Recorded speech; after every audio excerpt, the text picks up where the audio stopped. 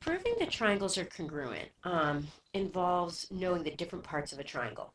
So non-right triangles are comprised whoops, of sides and angles. And so in order to prove that triangles are congruent, you do not need all 6 pieces of information.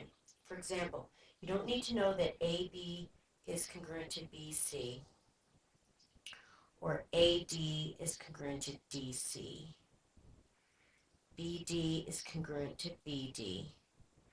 And the angles, A is congruent to C, 1 is congruent to 2, and angle 3 is congruent to angle 4. You only need 3 pieces of information, but it matters what order they're in. So, we're going to check out SSS and SAS. SSS stands for side, side, side.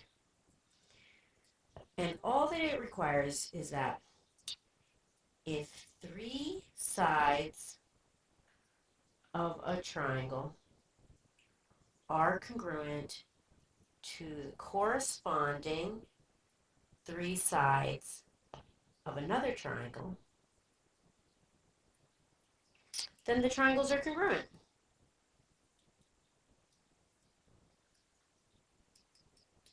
So that means that if everyone in the entire school was told to go home and take 3 pieces of spaghetti, one 3 inches, one 4 inches, and one 5 inches long, everyone would come back to school with the exact same triangle. But for SAS, something a little bit different happens. We have to be very careful the order that we put the angles and sides in. So SAS is side, angle, side. And it requires you to use the shared or the included angle.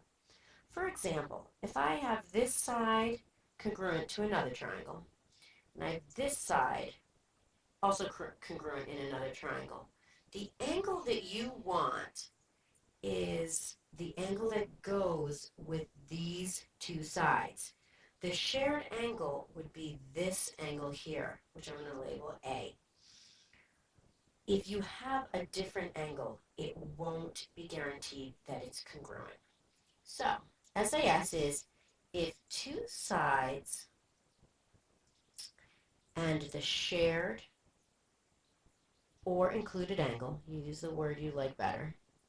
So if 2 sides and the shared included angle of a triangle are congruent to the corresponding 2 sides and shared angle of another triangle, then the triangles are congruent. We'll practice identifying when it's SSS, SAS, or neither in class tomorrow.